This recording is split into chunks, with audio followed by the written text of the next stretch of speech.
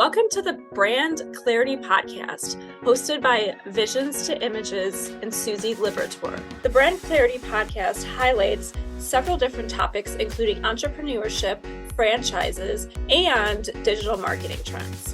Visions to Images helps corporations and franchises with their branding, website, paid advertising, and digital marketing. Hi, everybody. Today I have Bill Snow on the podcast, and he is the Vice President of Franchise Development and Operations for Rad Air.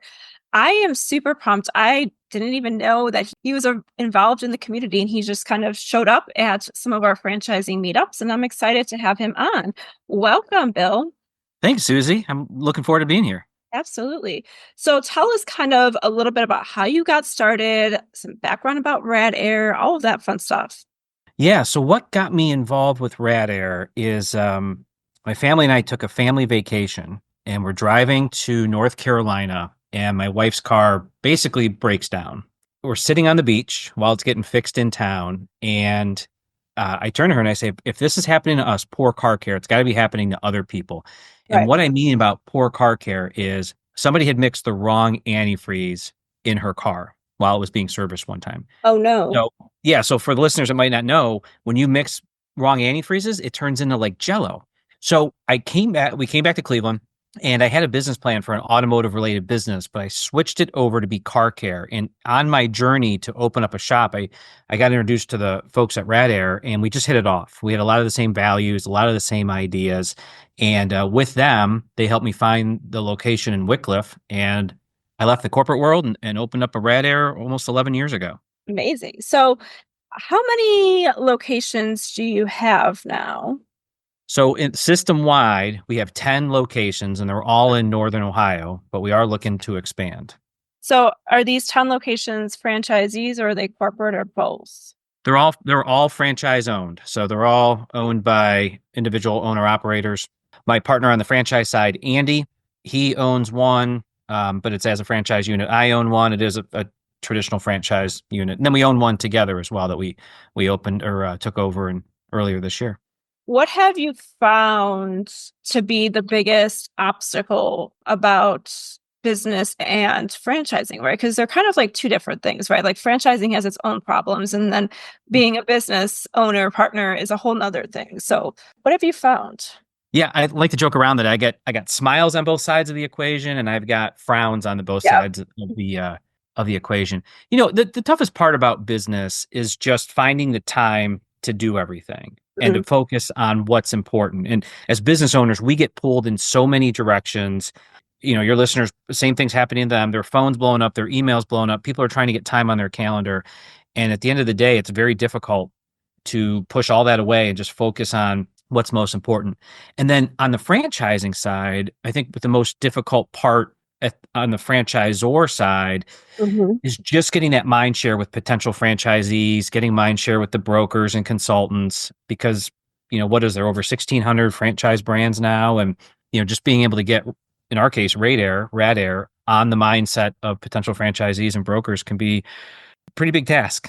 It is, yeah. There's so much out there, and you really have to build those relationships with brokers if you want them to help you. We go through this all the time with various companies, and you know they can present so many companies, but if they really have a way in and they understand the company, the person, the brand, it's much more likely to do well. So how did you kind of grow into these 10 locations? How did you get these franchisees? The word I like to use is it was tribal growth. So, you know, friend of a friend. Oh, you opened a Rad Air. What's that like? I want to be able to do that. It was just, you know, small, organic, tribal growth, as we say. We just helped our franchisee in Seven Hills, Ohio, sell her location to a new franchisee, and so that's bringing a little bit of excitement back to the brand and to the system. You know, looking to build off of that and open up some more here in Ohio. Do you find that people, the franchisees who are like reselling it, do you find that that's harder, and why do they typically do that? Yeah, so she was ready to retire. Perfect. So she wanted to get out and enjoy more time with family, and we had someone who is a semi-absentee owner looking to get into the system. Awesome. I think it's a lot easier to sell an existing unit, a resale, than it is to open one from the ground up. It just you got historical financial data, you got a Right. team in place, you got a Right. brand in the neighborhood. So, not that we want to sell, resell all the ones we have because we have great Right. franchisees, but it certainly is a little easier.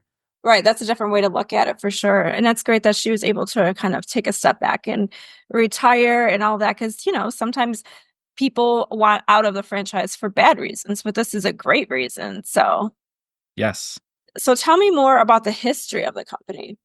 Yeah, so Rad Air started in 1975, and we say Rad Air, we say Rad Air because the name came from radiators and air conditioning. And Parma Oh. Heights, Ohio, was the first location, and it wasn't until the mid '80s that we started doing full car care, and that's when things started to change in the industry, and parts were more almost disposable and could be purchased at big box retailers, part stores. And then the second location opened in the mid '80s as well. And then we started franchising in 1999. So it's quite a ways away when we started franchising. And, folks would say, wow, you're only at 10 units. But, there just hasn't been a focus on crazy growth. It was just, as I said earlier, friend of a friend made sense. Let's let them open one. So it wasn't until recently that we really started to put franchise development at the forefront. The neat thing about all of our stores is no two buildings look the same. We Mhm. do have a concept build if we were going to build one from the ground up, but what we've done is taken the look of the neighborhood and moved into an existing facility.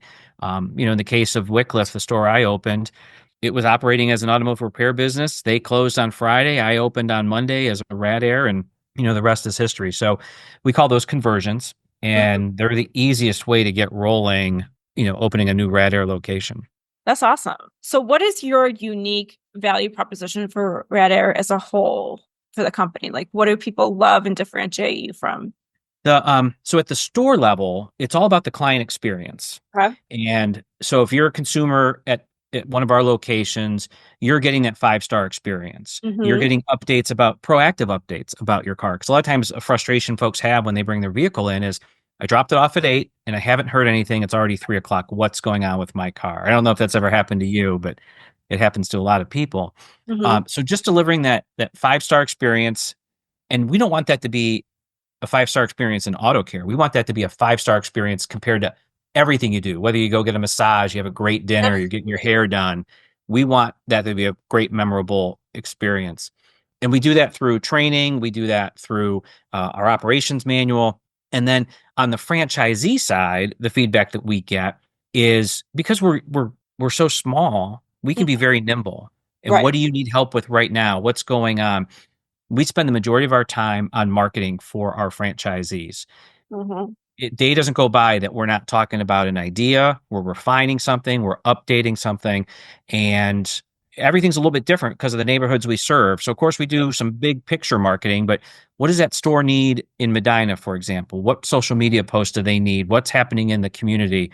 How can we help support that? So, we get a Absolutely. lot of accolades for marketing, but it really comes down to what does the franchisee need right now. And throughout the month, I'm constantly pinging our franchisees. What do you need right now? What can we help you with? That's fantastic because, if you're not there to support them, they might not open up to you because they might be scared, etc.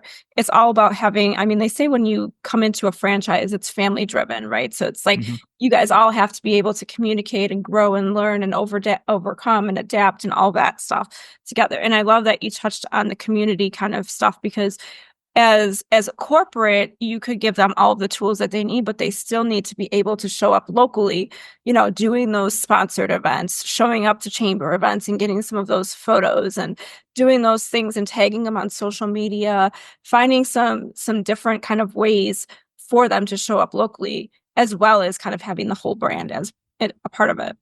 Yeah, there's a saying, and I didn't invent it, but I learned it somewhere along the way, is that in franchising, you're in business for yourself, but not by yourself. Right. And that's the beauty of it. We can be whatever that franchisee needs us to be, whether it's there's been times I've spent multiple days over multiple months, like 2 days a week over multiple months at a store because that's what they needed at that time, just to help them get back on track with something. There's other folks that we don't talk to hardly at all because they're rocking and rolling and they have everything Right. they need. In a franchise, everyone always thinks it's part of a big chain and this is big corporate something or another, when in essence, it's just a local family or a local person that's owning that unit and operating.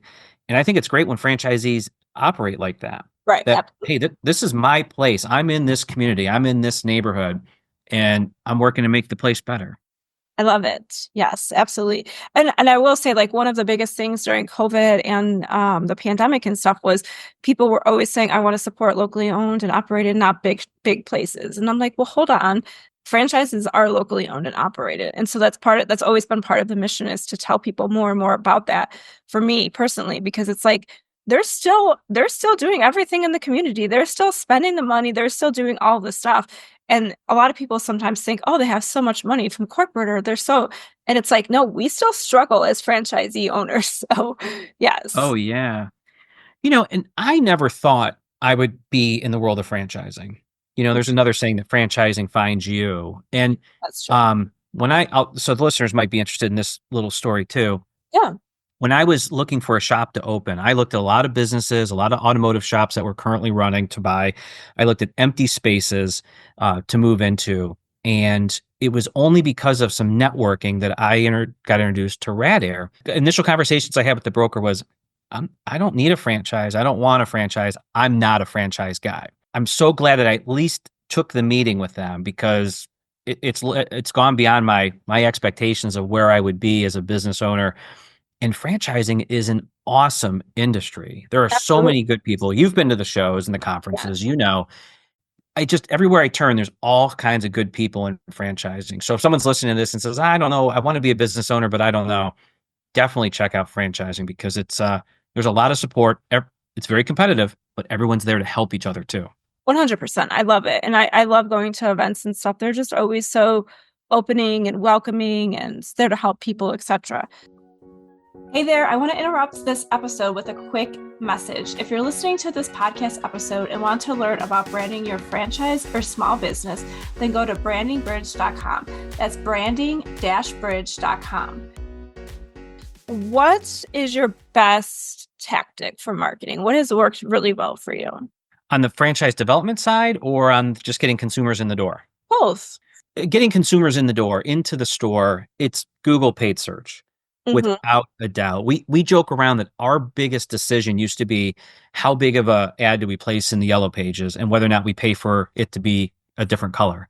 As I mentioned earlier, we're constantly tweaking our marketing now almost every day, and paid search has just come off huge for us. Specifically, if you're driving around and you have a problem with your car, you're speaking into your phone Right. trying to find a mechanic near me. And it's just, digital's where it's at. Also, direct mail's big in our industry. Okay. I like So that. I talked earlier about that 5-star experience. Well, if we get you in for that first visit and you are like, wow, this is great, you might remember us, you might not. That's why we need to go back with direct mail pieces and invite you back in. We have drip campaigns with text messaging and email, but also with postcards, Mm. inviting our clients back in. And then we also do some acquisition direct marketing. That's been very successful for us. On the franchise development side, we're still kind of figuring out what works best for us. We've grown, like I said, organically. It's a lot of networking. That's why we're focusing on Ohio growth, just networking, trying to get the word out, build a funnel with some good organic leads is where we're focused on right now. Yeah, absolutely. I mean, that kind of a thing is always tough, but it's easier to sell organically than it is to do paid ads or to do all of these other options that might work, might not work, or might cost you a ton of money.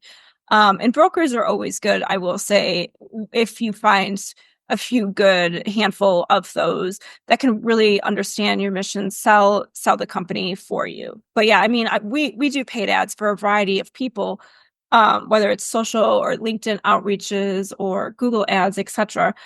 Those take longer because you have to like nurture them and educate them and do all of these things. Whereas the other ways, they just come to you and they're ready almost. One thing I'll be working on next year is direct mail to shop owners. Mm, So one thing that in the automotive industry, one topic that's only recently come to light is succession planning. What mm, are these shop owners doing with their shops as they get close to retirement age. Okay. Good news is the industry is now talking about it. So I'll be reaching out to shop owners. Just, what's your plan? If you're interested in selling your business, reach out to us. We won't buy it, but I could potentially plug a franchisee in there and turn it into a Rad Air. Right, Um, exactly. but I've recently been approached by a couple folks who have gone out on their own, opened up their own shops, and they're stuck. One actually is doing fairly well. He needs a new building, and I just talked to him earlier this week. He needs a new building, but he's like, listen, I don't know how to do this. I don't know how to go out on my own even bigger. I don't know how to do the marketing. Everything's been word of mouth so far for him. At first, I didn't think he'd be open to becoming a franchisee. He's like, I think it's something I need to consider. So Right. that'll be something that I'm working on in 2025 as well. That's an Just interesting approach. I like that. And especially like if it works for him, then it might work for others too, right? oh I mean, yeah. the retirement piece is pretty cool. And then having somebody who's like, I need the help and support, because that's essentially what you're buying into when you buy into a franchise is you're not doing it alone, like you said earlier, and you're getting all of these people coming in to help and support you. Yeah, and car care isn't overly complicated. I mean, working on the cars is, but the business model isn't. And some people don't think they need a franchise model. But when you think about all the different ways to market the business now and all the different regulatory things that have to come up, all the different, we're just rewriting our employee handbook right now that our Yep. franchisees can use. Nice. I mean, the amount of updates that document has to have, if someone's not working with a professional payroll provider that's providing that, or is not with a franchise company, they'd have to pay for that and update it regularly, where it's just part of what we supply. Tell me what you're most excited about in the coming months. Yeah, I in the last couple of years, we've really worked hard with building the shop culture for our franchisees. So the way I define it, culture is what your employees are saying about where they work. Whether Yep, they're done in our case, when they go home to their partner or spouse, when they are talking to the tool guy that drives around, what are they saying about your shop? So we've really worked with all of our franchisees to help them understand their culture, embrace it. And we've really seen over the last 5 years, basically, at the beginning of COVID, how strong it's gotten for each of our franchisees. And what it's resulted in is retaining their employees, hmm, which means they have to look for technicians less, but it's also helped attract technicians to their service centers as well. So I'm excited to continue to see that grow. But in 2025, we've got our franchisees wanting to take their folks out of town for training, attending different conferences, looking to grow their business. This is the first time that I've had multiple franchisees come to me and say, can we review my business plan together? that's exciting. Yeah, Yeah, I mean, they're so focused on, of course, growing their business, but making sure their business is sustainable, continues to grow for them, their family, and their employees. So I'm absolutely. really, really excited to see where all that leads. What happens in business is we get so focused on all of these tasks that we have to do. If we don't take a step back and work on the business as opposed to in it, Yep, we'll never be the best version of ourselves. And that's important for our families and employees that we are the best that we can be. absolutely. I love it. All Yeah. right. And then my last question is if anybody's looking to get into franchising, what advice would you give them? Don't wait. Jump in. The biggest thing is networking. Yes. Go and listen to the podcasts. Go and network in the community. You and I are both in Northern Ohio. There's dozens of people we could contact that are involved in franchising that would Mhm. give you all the time you need on their schedule to talk about how awesome it is. There's there's YouTube videos. Like I said, there's podcasts, there's networking.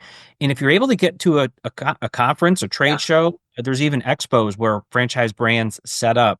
But I think probably one of the best things you can do is talk to someone that's in franchising Right. already. So that Absolutely. could be your local Subway, Dairy Queen, Jimmy John's, whatever the case might be. What do they like about franchising? What are they getting out of it? And one thing that really surprised me about franchising is, I'm a car guy, so I was naturally going to open up something car related. But Right. sometimes people are just looking at what's the unit economics? Mhm. What's my biggest investment? Where am I going to get the biggest bang for the buck?